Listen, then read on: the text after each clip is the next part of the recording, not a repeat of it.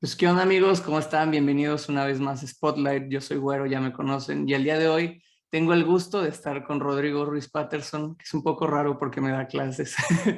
Pero estamos aquí para hablar de su peli, de su ópera prima Blanco de Verano. ¿Qué onda Patterson? ¿Cómo estás? ¿Qué onda, güero? Qué placer. Gracias por el interés.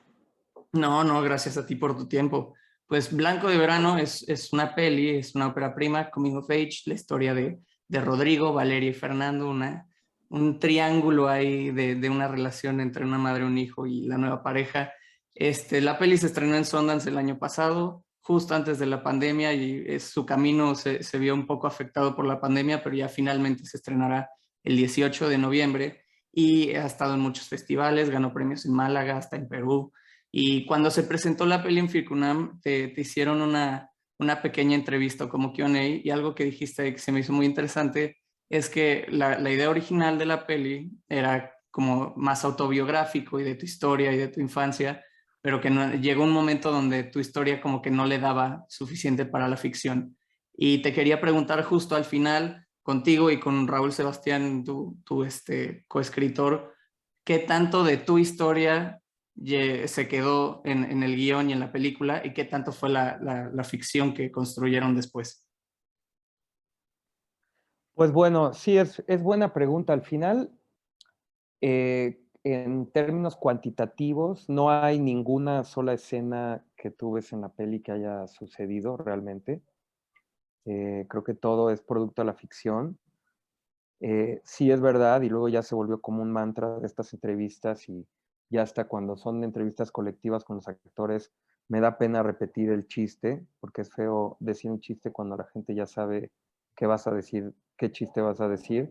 Pero es cierto, me di cuenta después del primer tratamiento que pues mi vida no era tan interesante y que el hecho de que una peli sea honesta no quiere decir que sea buena película tampoco, ¿no? Entonces, con el otro guionista, con Raúl, pues decidimos ficcionar todo y en pos de crear un drama que funcionara y que tuviera unos personajes con motivaciones, que tenían un arco dramático, y, puestos en una situación de conflicto que pues llevara a lugares interesantes a un nivel de drama, ¿no? Creo que se conserva un cierto, yo digo, como una cierta esencia, autobiográfica, ahí se conserva, bueno, el nombre del personaje.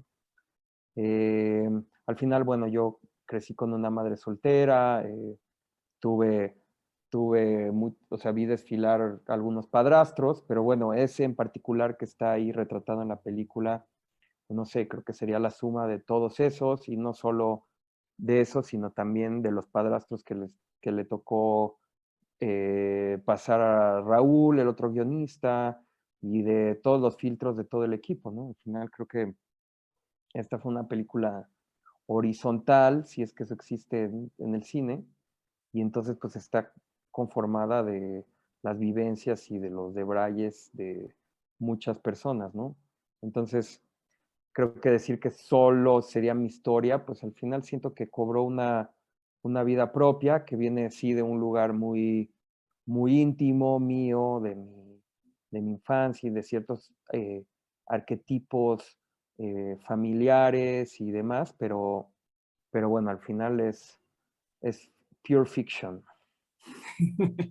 ¿No? Y pues está padre que justo sea, ¿no? Como un conjunto de las vivencias, ya no solo tu historia o la de Raúl, o sea, como que cada quien le imprimió un poco de sí mismo a crear esto. Y también creo que eso le da una cualidad muy universal porque justo, o sea, como que pega en muchas infancias mexicanas clase medieras, así de que como que todos tenemos los mismos tipos de experiencias, así de ir a Acapulco, cosas así, ¿no? Me gustaría hablar un poquito en cuestión de los actores y en específico de pues, la dinámica entre Adrián, Sofi y Fabián, que cómo fue tu proceso con ellos y en específico con Adrián para incluirlo, porque pues Sofi y Fabián pues son actores profesionales, pero Adrián pues no, nunca había actuado antes. ¿Y cómo hicieron este proceso o cómo fue antes del rodaje o durante el rodaje para lograr la naturalidad y y lo orgánico que es como la relación que tienen estos tres, porque justo en ningún momento hay un diálogo acartonado o algo que se sienta como fuera de lugar, sino sí estás viendo a estos personajes en ese momento. Entonces, ¿cuál fue el trabajo que hubo ahí como para naturalizar la actuación de Adrián y que los tres tuvieran como esta dinámica? Bueno, pues creo que, bueno, el trabajo con Adrián particularmente, bueno, yo creo que dirigir actores es encontrar un lenguaje en común con los actores, ¿no? Y entonces, con actores experimentados y estudiados y educados en una escuela de teatro, pues hay cierto lenguaje y cierto calor o cierta jerga como para presionar los botones emocionales y como hay un cierto vocabulario emocional en conjunto.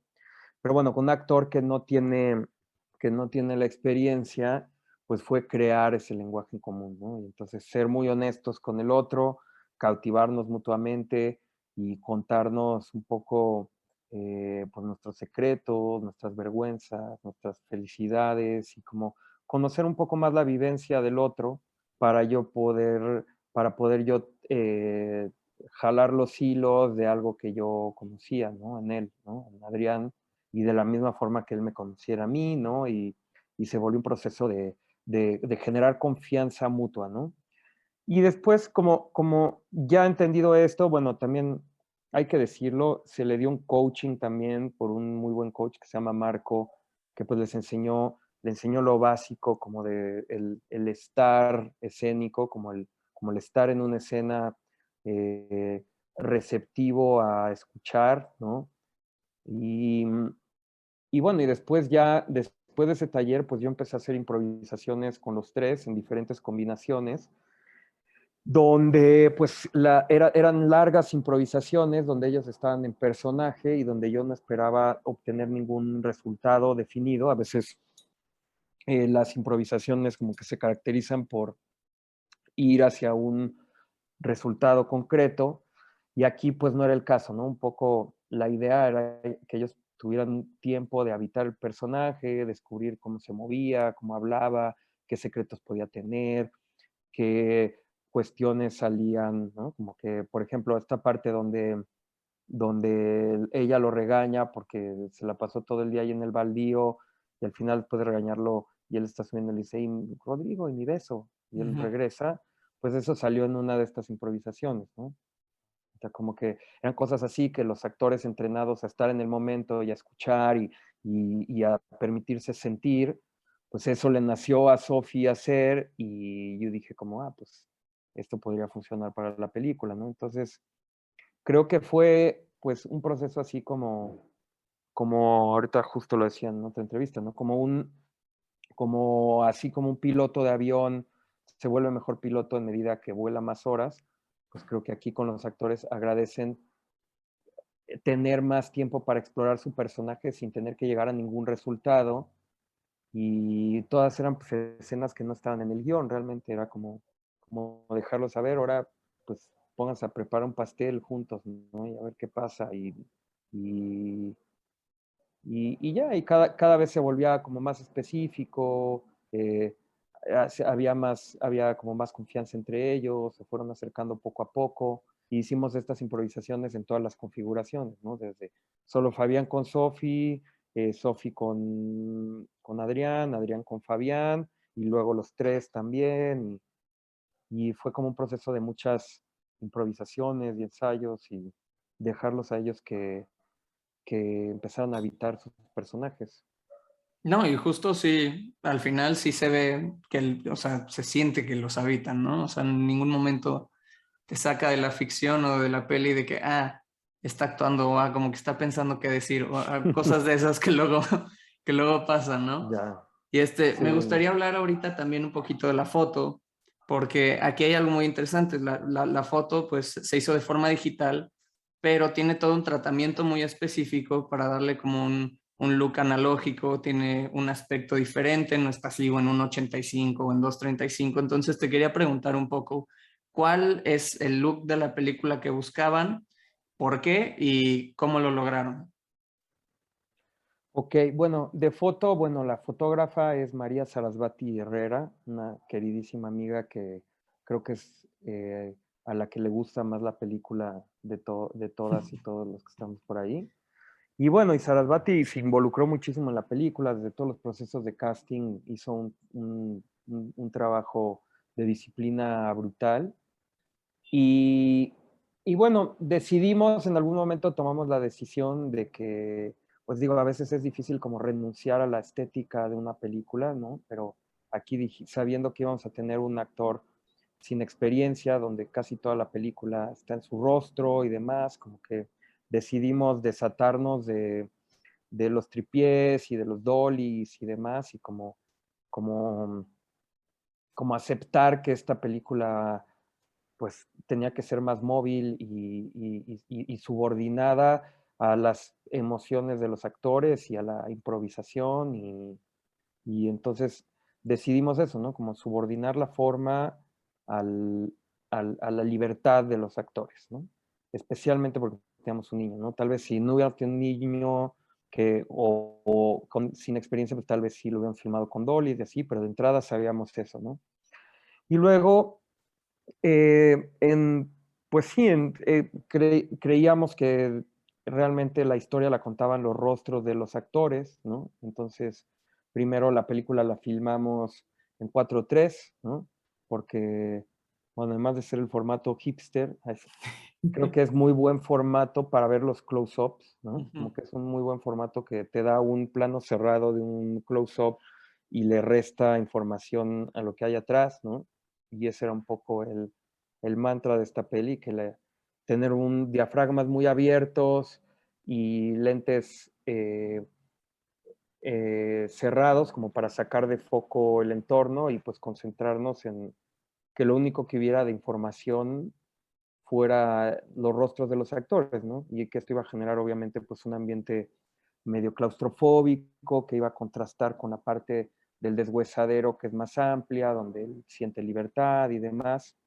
Y entonces sabíamos que era una peli de cámara en mano, de formato cerrado y de planos cerrados, ¿no? Y de lentes con diafragmas abiertos y luego en la cuestión de color, pues queríamos enfatizar esta transición de que empieza una casa pues muy colorida, ¿no? Y es como este universo que tienen la madre y este chico, y luego que irónicamente llega este intruso, Y el blanco de verano, ¿no? y es el blanco de verano, que es como ahí lo dicen, el color que refleja mejor la luz, y como que viene a darle luz a este hogar, ¿no? Desde ese punto de vista, pero bueno, para el niño es todo lo contrario, ¿no? Para el niño este blanco significa despersonalización, significa que está relegado, que ha llegado alguien a invadir el mundo de colores que tenía con su madre, ¿no? No, y son cosas y decisiones sutiles que, o sea, por sí mismas podrías decir que tal vez no agregue mucho o no le quite mucho, pero ya en el conjunto de todas estas decisiones, pues sí arma una narrativa visual también, ¿no? Del espacio y de la foto, de todo lo que está sucediendo, que nos agrega no nada más a lo que están diciendo o a la situación, sino también el espacio y lo visual nos está contando mucho. Y ahora tengo una pregunta que me da mucha curiosidad sin spoilear, pero en algún momento hay cierto incendio de algo que sucede dentro del fraccionamiento y te quería preguntar un poco cómo estuvo la logística de eso, porque bueno, también dentro de los esquemas de producción de México donde no hay mucho dinero y aparte en un lugar cerrado como es un condominio así, ¿no? De casas, el prender algo en llamas, luego pues ¿cómo estuvo la logística de lograr eso? Pues mira, por una parte, o sea, esa sí fue una labor de producción. Te puedo decir que esa escena fue la última que filmamos bajo el precepto de, bueno, si mañana nos corren de aquí, pues bueno, ya acabamos la película por lo menos. Entonces, ese fue algo a considerar. Y luego, bueno, pues esa creo que es una pregunta más para el productor, que él fue como el que hizo el deal y yo también lo veía súper complicado, pero bueno, él se arregló ahí con la administración de esta fraccionamiento de interés social. Y en la cuestión pues del efecto y de la operación y de la producción del efecto especial que implicó, pues la verdad es que corrió a cargo de pues el más profesional de los profesionales de los efectos, el ingeniero Alejandro Vázquez, y su mano derecha Salvador Servín, que son, pues bueno, muy, muy viejos lobos de mar en esto, que de los efectos que pues han hecho, pues Roma, por ejemplo, ¿no? Muchísimas películas, ¿no? Como que, ¿y por qué? Pues desde mi ficción 1 del CCC, que yo era el corto de balazos y demás, pues me aproximé a él porque lo conocía, porque era yo asistente de producción de alguna serie allá por 2007. Y pues desde entonces, como que siempre que he tenido efectos, me he acercado muy humildemente a él y pues siempre nos ha apoyado y nos ha hecho precio y se ha portado muy buena onda con nosotros, ¿no? Conmigo pues siempre ha confiado ahí también.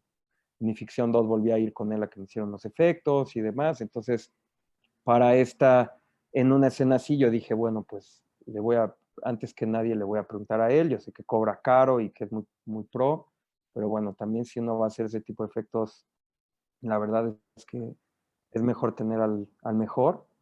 Y pues nada, le entró, se prendió, nos apadrinó y realmente el efecto pues salió a la primera, sencillo, seguro y Funcionó. con todo en orden. Funcionó a la perfección, mejor de lo que No, y quedó muy todos chido. esperábamos y jaló. Sí, no, y ya para cerrar, pues te quiero felicitar porque sé que la peli estos últimos 2 años ha tenido un camino un poco tortuoso, estuvo medio en el limbo un rato, pues salió en festivales, ya estuvo en Francia un rato en cines, pero ahorita ya llegó a México, se estrena el 18 de noviembre, creo que cayó en buenas manos con Pimienta y todo el equipo que trae detrás. Entonces, pues nada, muchísimas felicidades y suerte con la peli ahora en cines en México. Pues no sé si le quieras dar un mensaje a la banda para que se lance a ver la peli. Pues sí, que vayan a ver Blanco de Verano, por ahí estará en algún cine cerca de ustedes, tal vez no tan cerca, pero vale la pena porque es una película pues hecha por muchísimas y muchísimas personas que le pusieron el corazón.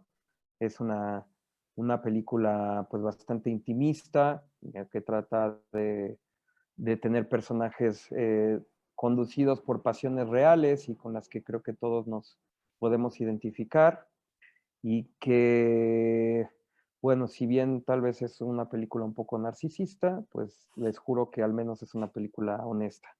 Entonces no dejen de verla. Se estrena el 18 de noviembre. Pueden seguir ahí las redes de, como dice aquí el güero, @pimientafilms, o a mí, que soy @eltonayón, con Y, o del CCC, Centro de Capacitación Cinematográfica, o de la película que está Summer White CCC en Instagram, y ahí, bueno, saldrán fechas, horarios y demás, y no se la pierdan. Pues listo, ahí lo tienen, las redes, sigan todo. Muchísimas gracias, Rodrigo. Gracias a ti, muchas gracias por el interés, un abrazote bien grande, gracias por las preguntas. Bájale. Te estoy hablando en serio, bájale.